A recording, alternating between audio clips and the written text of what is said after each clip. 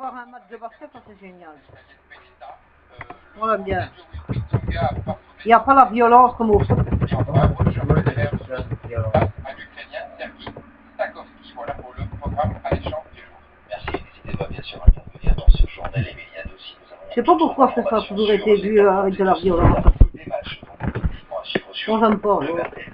L'actualité ce mercredi, c'est donc aussi, je vous mets en titre, ce jeune garçon de 13 ans qui s'est donné la mort hier à Londres, un élève de première secondaire qui aurait apparemment mal supporté d'avoir raté son année. Un drame qui interpelle et qui pose beaucoup de questions aussi, sans jamais le marquer. En ville, ils sont nombreux ce matin avec dans leur sac ou à la main leur bulletin fraîchement reçu. Et inévitablement, ce qui s'est passé à Nantes les interpelle. C'est choquant quand même quand un enfant de 13 ans vit comme ça alors qu'il a sa vie devant lui et que ça gâche tout. Ouais, parce qu'on a raté l'année, j'ai vécu, donc on est quand même mal après, mais là, jusqu'au suicide, ça va un peu lâche. C'est sûr que c'est toujours dur parce qu'on Mon avis, c'est les parents qui ont mis la pression. Ouais. Voilà. Parce que je travaille toute l'année vraiment fort. Et il a peut-être eu peur de rentrer avec son bulletin, il a préféré... Souvent, je suis mal. L'école, parfois les parents mettent la pression fort. Ouais. Voilà, tu vois. Moi, bien, oui. Avec peu d'éléments connus, il est évidemment difficile d'expliquer ce qui a poussé ce jeune de 13 ans à commettre un tel geste. Cette spécialiste rappelle les résultats d'une étude américaine. Environ 6% des adolescents sont dépressifs et 2/3 de ceux-là feront au moins une tentative de suicide. Ça, c'est l'adolescent qui ne va pas bien pour toute une série de raisons. Mais il se dit, mais comment est-ce que je peux faire pour maîtriser C'est la question RTL qui vous est posée aujourd'hui sur le site rtlinfo.be. Et la réponse qui est clairement oui. Vous voyez pour 67% des votants contre 31% de non et 2% de sans avis. Revenons maintenant sur cette information dont on vous parlait hier soir, la découverte de 15 enfants abandonnés, livrés à eux-mêmes dans un appartement à Anderlecht. Bonjour, Frédéric Delfosse. On est toujours, alors qu'il est à la recherche des parents et de ces enfants, et beaucoup de questions se posent là aussi dans ce dossier. Beaucoup de zones d'ombre, en effet, Luc, comme celle-ci. Un homme hier soir se présente au commissariat d'Anderlecht. Il prétend être le parent de plusieurs des 15 enfants, donc 2 bébés qui sont laissés seuls depuis lundi soir. Ils ont la gale. Les policiers éthiques ne comprennent pas, car ce jeune homme, il a à peine 20 ans, se prétend être déjà parent. Sa version n'est donc pas du tout crédible. Pour l'instant, donc la police est toujours à la recherche de 2 couples de parents de ces 15 enfants. Pas d'autres commentaires du parquet ce matin, parquet de Bruxelles. Des devoirs d'enquête sont toujours en... Ça, c'est des gens... Il y a aussi d'autres questions qui se posent, notamment sur les conditions d'hygiène. Car lorsque les policiers sont arrivés lundi soir dans cet appartement, des déchets jonchaient le sol, des langes de bébés usagés étaient répartis un petit peu dans toutes les pièces. Vous imaginez la situation, 15 enfants qui vivent dans un appartement 2 chambres. Et il y aura donc des mesures sans doute à prendre pour l'hygiène. La commune évaluera la situation cet après-midi. Enfin, des interrogations quant aux locataires ou aux propriétaires de cet appartement. Les habitants que nous avons rencontrés dans le quartier aujourd'hui, eh bien, savaient qu'il y avait plus de 15 personnes qui vivaient dans cet appartement 2 chambres. Alors, soit le propriétaire est au courant et il peut être inquiété, soit il s'agit d'une sous-location, et là c'est le locataire qui pourrait lui aussi être inquiété. Voilà, en ce moment, de nombreuses questions qui se posent encore dans cette affaire.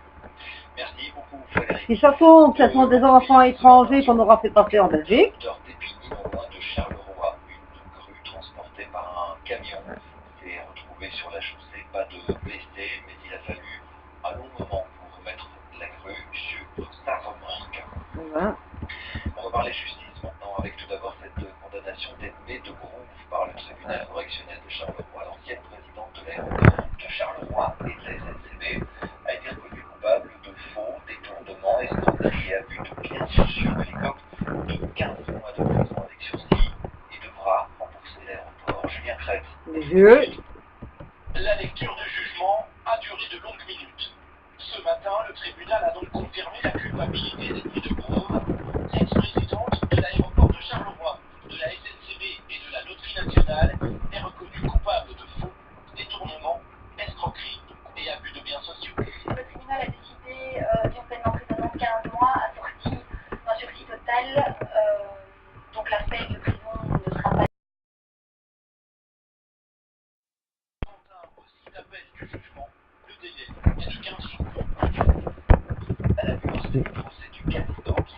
ce matin, on fait dans les documents faux, usage faux, encore un peu illégal. C'était un sachet boursier très opaque qui avait servi à frauder le fisc entre 1983 et 2004. Je vous le demande à développer. Rarement la salle d'audience avait compté autant d'avocats. 49 prévenus, 30 000 pages de dossiers, 9 ans d'instruction. Le procès qui débute aujourd'hui est hors norme à bien des égards. Présent ce matin, l'ancien directeur. Et on va leur insuffler leur sauce. Immeubles, bijoux, comptes en banque. Dans l'attente du procès, certains prévenus se sont vus confisquer leur patrimoine par la justice. La valeur des biens saisis est évaluée à 25 millions d'euros. 15 audiences et 4 mois de procès seront nécessaires pour établir les responsabilités dans cette affaire. 4 mois de procès permis pour Jonathan Richard. En octobre dernier, le footballeur avait démoli une station-service à Tongres, dont voici des images. Ah ouais, je me rappelle. Alors qu'il était ivre au volant de sa Porsche, une personne de 21 ans avait été blessée. Le tribunal lui a également infligé une amende de 2400 €. L'ancien joueur d'Anderlecht défend aujourd'hui les couleurs de grosses nations en Tchétchénie. Toujours à propos de justice, des magistrats et des avocats se sont unis aujourd'hui pour manifester un peu partout dans le pays. Ils ont aussi décalé. Ça me demande bien si ma carte est bien arrivée à Couvain. Protester contre 3 projets de loi. Ah, t'es bien au courant? Et ils ont déjà répondu? Ah, donc on l'aura demain. C'est un rassemblement qui avait l'air de gouvernement. Sur les marches du palais de justice de Bruxelles, avocats et magistrats se sont opposés contre 3 projets de loi. Le premier concerne l'aide juridique, celle qui permet aux personnes plus démunies de recourir à la justice. Les avocats déplorent un manque de moyens financiers. Ils s'opposent aussi à la proposition du gouvernement de mettre en place un ticket modérateur, un montant minimum pour bénéficier de l'aide juridique. Le Conseil d'État vient rendre un avis sur différents points du projet de loi que nous critiquons. Le Conseil d'État retoque, si vous me permettez l'expression, le projet du gouvernement. Et donc, de fumer, la météo morose, la coupe des critères. et alors, évidemment, il y a la flambée des prix que nous devons répercuter. Alors, les gens n'ont plus les moyens comme avant, et nous sommes obligés d'adapter nos prix avec l'augmentation de nos fournisseurs. Donc, en fin de compte, ça fait beaucoup d'éléments pour arriver à une situation catastrophe. En l'espace de 2 ans, plus de 3000 cafés ont fermé dans le pays. À Liège, comme partout ailleurs, un café sur 3 a mis la clé sous le paillasson. À Liège, on sait bien qu'on fait la fête, qu'on a toujours fait la fête, que les cafés ont toujours été omniprésents, et si on les enlève, on va avoir des villes mortes. Alors, qui dit ville morte, sociabilité égale zéro, amusement égale zéro, donc ça va devenir très morose, et c'est ce qui me fait le plus peur. Lieu populaire de rencontres et de vie, les cafés du pays semblent bien malades. Pour vous disais hier soir, la réussite du CEB, le certificat d'études de base, est plutôt élevé. Cette année, 96% des élèves de 6e primaire l'ont obtenu, ce qui fait dire à certains que cet examen est peut-être un peu trop facile. Ces élèves de 6e primaire ont passé voici quelques jours leur CEB, un examen auquel ils se sont longuement préparés, une épreuve stressante à la base, elle s'est finalement bien passée. C'était plutôt facile parce que les exercices n'étaient pas vraiment compliqués. On nous avait dit que ça allait être dur parce qu'on a fait des petites révisions sur le CEB de mouvement. C'était plus dur que cette année. Une facilité apparente que l'instituteur M. Claus nuance. Les élèves, une formation correcte, mais malgré tout, l'un ou l'autre, quoi qu'ils disent que c'était facile, se sont un peu vautrés sur certaines questions, en fait, les réponses qu'on attendait d'eux. Il reste que la question divise au sein même des différents établissements scolaires. Alors, une partie des collègues ici, effectivement, trouvent pour une série d'arguments de raison qu'il est un peu plus facile, et une série d'autres collègues, à juste titre, il est enfin peut-être aligné sur les socles de compétences qui sont les niveaux que doivent atteindre nos enfants en matière primaire dans les françaises. Cette année, le taux de réussite du CEB s'élève à 96,3%, c'est 4% de plus par rapport à l'année dernière, une hausse qui, selon l'administration, serait liée à une meilleure préparation des enfants.